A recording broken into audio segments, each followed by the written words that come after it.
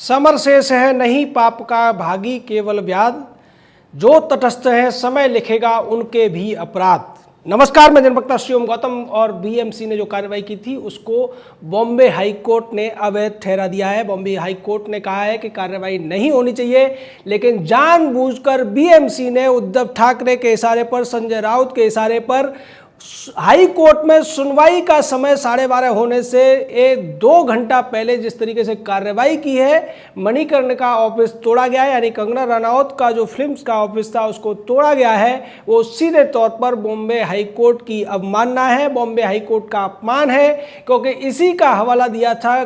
कंगना रनौत के वकील ने और ये कहा था कि हाई कोर्ट ने 30 सितंबर तक किसी भी तरीके के डिमोलिशन पर रोक लगा रखी है, इसलिए किसी भी तरीके का डिमोलिशन करने की जल्दबाजी न की जाए, हमारे जवाब को ठीक तरीके से देखा जाए, क्योंकि ये गैरकानूनी होगा। लेकिन चूंकि बीएमसी उद्धव ठाकरे की जिद के आगे चल रही थी, संजय राउत की जिद के आगे झुकी हुई थी, इसीलिए बीएमसी ने 24 घंटे का भी समय नहीं दिया। और उन्हें जब पता चला कि अब कंगना रनौत हाई कोर्ट पहुंच चुकी है, तो उससे पहले ही उन्होंने गलत नियत से ये इतना बड़ा स्टेप उठा लिया, जिसको लेकर अब बॉम्बे हाई कोर्ट सख्त हो गया है, क्योंकि ये सीधे तौर पर हाई कोर्ट की, न्यायालय की और न्याय प्रणाली की अवमानना है जो महाराष्ट्र सरकार ने की है। और उसके प्रत्यक्ष रूप से ये अवमानना बीएमसी ने की है, लेकिन परोक्ष रूप से ये जो अवमानना हुई है वो सब सेना द्वारा हुई है। जी हाँ, शिव सेना ऐसा नहीं कर सकती, ऐसा कोई सब सेना कर सकती है, या सोनिया सेना कर सकती है, या फिर कंगना के शब्दों में अगर कहें तो ऐसा कोई बाबर सेना ही कर सकती है। जिस तरीके से आज कंगना रनौत ने उद्धव ठाकरे, संजय राउत की तुलना बाबर जैसे मिलेच्छ लुटेरों से की है, वो सही ही है, क्योंकि बाबर और चाहे उसके जितने भी पोते पोतियां, बेटा बेटी, जलालुद्दीन जैसे लोग रहे हों, जिसको अकबर के नाम से जाना जाता है, या मोहिउद्दीन उर्फ औरंगजेब जिसने उपाधि ले ली थी, ऐसे लोगों ने भी यही सब किया था। जो स्थानीय शासक हुआ करते थे उनको मार दिया जाता था और उनकी महिलाओं और बच्चों को माले गनीमत समझकर लूट लिया जाता था, उनको अपने कब्जे में कर लिया जाता था। ऐसा लगता है कि महाराष्ट्र की ये सब सेना की जो सरकार है, एनसीपी कांग्रेस की जो सरकार है, अब वो महिलाओं और बच्चों के ऊपर अत्याचार करने में किसी तरीके से कंपटीशन करती हुई नजर आ रही है। जलालुद्दीन यानी अकबर और मोहिउद्दीन यानी औरंगजेब जैसे लोगों से, बाबर जैसे लुटेरों से, तैमूर लंग जैसे लुटेरों से अत्याचार करने में ये पीछे नहीं रहना चाहते हैं। कांग्रेस पार्टी जो भारतीय जनता पार्टी पर अब तक आरोप लगाती रही थी फांसीवादी होने का,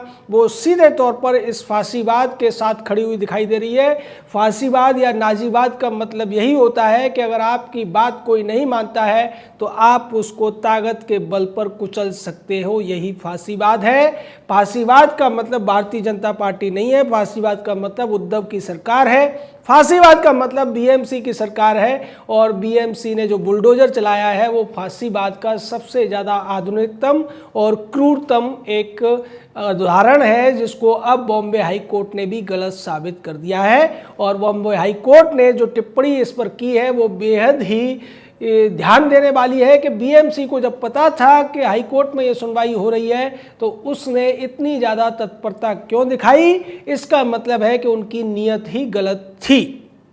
जिस तरीके से बीएमसी के ये पूरी की पूरी जो कुकर्म की कार्रवाई है अब सवालों के घेरे में खड़ी हो गई है, क्योंकि मुंबई के अंदर आधे से ज़्यादा जो मकान अप्रूव्ड कॉलोनियों में है या नक्शे के आधार पर बने हुए हैं, उनमें आधे से ज़्यादा नहीं, कम से कम 90% मकानों में अवैध निर्माण हो चुके हैं और उन पर बीएमसी ध्यान नहीं देती, क्योंकि उसके बदले में उनको चौथ दी जाती है। बॉलीवुड की अगर बात की जाए तो बॉलीवुड के ज़्यादातर जो बड़े बड़े एक्टर्स या एक्ट्रेस हैं या फिर प्रोड्यूसर वगैरह हैं, उन सभी के घरों में अवैध रूप से तमाम निर्माण किए गए हैं और उसके बदले में उन्होंने बीएमसी या शिवसेना जैसी पार्टियों को, कांग्रेस, एनसीपी जैसी पार्टियों को पैसा दे रखा है, जिससे उनके अवैध निर्माण के ऊपर अगर शिकायत भी हो तब भी वो कार्रवाई न करें। लेकिन यहाँ जिस तरीके से संजय राउत ने अपनी नाक का सवाल नाक का बाल बना लिया और उसके बाद में पहले तो गालियां दी कंगना रनौत को, लेकिन उसे जब लगा कि गालियों से ये मानने वाली नहीं है तब धमकी दी गई।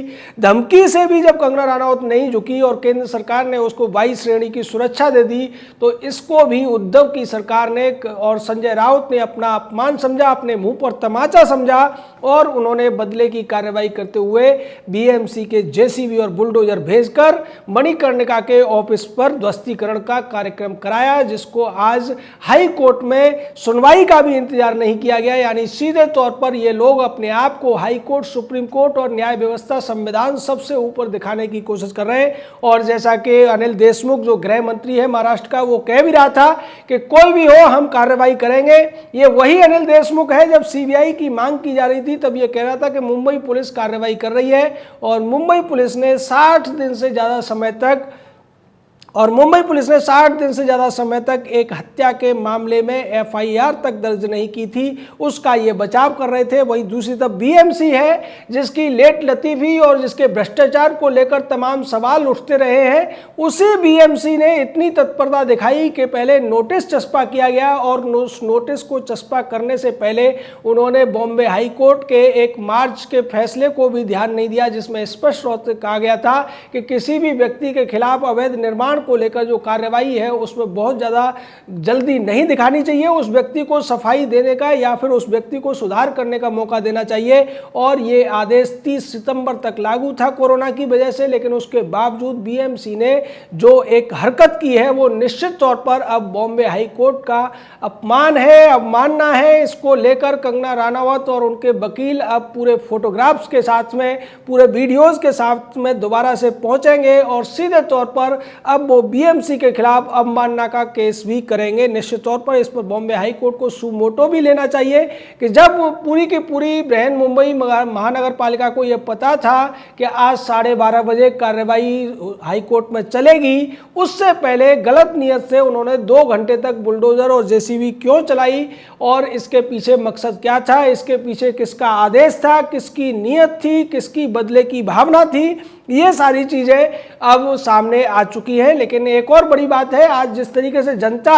कंगना रनौत के पक्ष में खड़ी हुई है, जनता ने वहाँ नारेबाजी भी की और पुलिस और जेसीबी दोनों का विरोध किया। साथ ही साथ एयरपोर्ट पर आज आरपीआई के कार्यकर्ता भी पहुँचे, करणी सेना के भी कार्यकर्ता पहुँचे और उन्होंने सीधे तौर पर यह कह दिया है कि कंगना रनौत हमारी बेटी है, हमारी बहन है और उसकी इज्जत के लिए, उसकी सुरक्षा के लिए हम कोई भी कीमत चुकाने को राजी हैं। यानी सीधे तौर पर अब संजय राउत, शिवसेना, मुंबई सरकार, मुंबई की बीएमसी और महाराष्ट्र सरकार सभी के सभी घिरते हुए नजर आ रहे हैं। और अगर अवैध निर्माण की बात की जाए तो संजय राउत का जो बंगला मिला हुआ है दिल्ली के लुटियन जोन में, उसमें कई सारे अवैध निर्माण हैं। इसको लेकर अभी तक किसी चैनल ने सवाल नहीं उठाया है, उनको भी तोड़े जाने की जरूरत है। अगर बात की जाए मातोश्री की, तो मातोश्री का जो निर्माण हुआ है वो भी नक्शे के आधार पर नहीं हुआ है। मातोश्री यानी कि उद्धव ठाकरे का जो निवास स्थान है उसमें भी 30% से ज्यादा अवैध निर्माण है। और अगर बात की जाए अनिल देशमुख के घर की, उसके घर पर भी अवैध निर्माण है, शरद पवार के बंगले में भी अवैध निर्माण है, सुप्रिया सुले के घर में भी अवैध निर्माण है। यहां तक कि कांग्रेस पार्टी के जितने भी मंत्री हैं, एनसीपी के जितने भी मंत्री हैं, शिवसेना के जितने भी मंत्री या अधिकारी हैं, उन सभी के घरों में अवैध निर्माण हो रखे हैं। उसके बावजूद जो बीएमसी है उसमें कभी भी इतनी हिम्मत नहीं है कि वो इनके खिलाफ एक नोटिस भी जारी कर सके। और बात की जाए अगर बॉलीवुड या नटनियों की, तो उन सभी के घरों में भी अवैध निर्माण है, चाहे जलसा जो शाहरुख खान का घर है या फिर बात की जाए अमिताभ बच्चन का जो घर है उसकी, इन सभी में अवैध निर्माण हो चुके हैं। सलमान खान के घर में अवैध निर्माण है, आमिर खान के घर में अवैध निर्माण है, महेश भट्ट के घर में अवैध निर्माण है। यानी ये जो सेकुलर गैंग है, ये सब बॉलीवुड या फांसीवादी गैंग है, ये जो बॉलीवुड या नाजीवादी गैंग है जो कांग्रेस को सपोर्ट करता है, एनसीपी को सपोर्ट करता है, शिवसेना को सपोर्ट करता है, उन सभी के अवैध निर्माणों के ऊपर बीएमसी ने आंखों पर पट्टी बांध ली है। बीएमसी धृतराष्ट्र बनी हुई है। लेकिन एक लड़की जो न्याय की लड़ाई के साथ खड़ी हुई है, जो सुशांत सिंह राजपूत के लिए न्याय की मांग कर रही थी और बॉलीवुड में फैले हुए नशेड़ियों के गैंग के खिलाफ बोल रही थी, उसके खिलाफ कार्रवाई की गई है। यानी अब बीएमसी ये दिखाना चाहती है कि शिवसेना के नाम पर या शिवाजी महाराज के नाम पर राजनीति करने वाले लोग, बाला साहब के नाम पर राजनीति करने वाले लोग महिलाओं के खिलाफ कार्रवाई करेंगे। अगर कोई महिला न्याय की बात करती है, अगर कोई महिला न्याय के पक्ष में खड़ी होती है और अगर वो ऐसा तब कर रही होती है जब संजय राउत टाइप के शकुनी उस अपराधी को बचाने की कोशिश में लगे हों, या उद्धव ठाकरे की सरकार अपराधी को बचाने में लगी हो, गृह मंत्री अपराधियों को सर्टिफिकेट बांटता है लेकिन निर्दोष लोगों को, भारतीय जो नागरिक हैं उनको धमकी देता है कि उन्हें मुंबई में रहने का अधिकार नहीं है, उन्हें मुंबई से चले जाना चाहिए। उद्धव ठाकरे भी इशारों में कहता है कि आपने मुंबई से कमाया है, अगर मुंबई के लिए आपके अंदर सम्मान नहीं है तो आपको मुंबई में रहने का हक नहीं है। वहीं संजय राउत उस महिला को गाली देता है। ये सारी चीज़ें अब दिखाती हैं कि महिलाओं के प्रति उद्धव की जो सोच है, उसकी जो शिवसेना है उसकी जो सोच है, महाराष्ट्र सरकार की जो सोच है, बीएमसी की जो सोच है, वो काफ़ी नीचे गिर चुकी है। और इसीलिए शिवाजी महाराज का ये सीधे तौर पर अपमान कर रहे हैं। शिवाजी महाराज जिन्होंने दुश्मन की बहू को भी सम्मान देकर वापस भेजा था और उसे मां का दर्जा दिया था, उन्हीं शिवाजी महाराज का नाम लेकर राजनीति करने वाले लोग आज महिलाओं पर अत्याचार करते हुए नजर आ रहे हैं। और ऐसा करते हुए वो हाई कोर्ट के भी आदेश का इंतजार नहीं करते हैं, हाई कोर्ट की कार्रवाई का इंतजार नहीं करते हैं और हाई कोर्ट के फैसला लेने से पहले ही अपनी गलत नीयत से कुकर्म कर देते हैं। जय हिंद, जय भारत।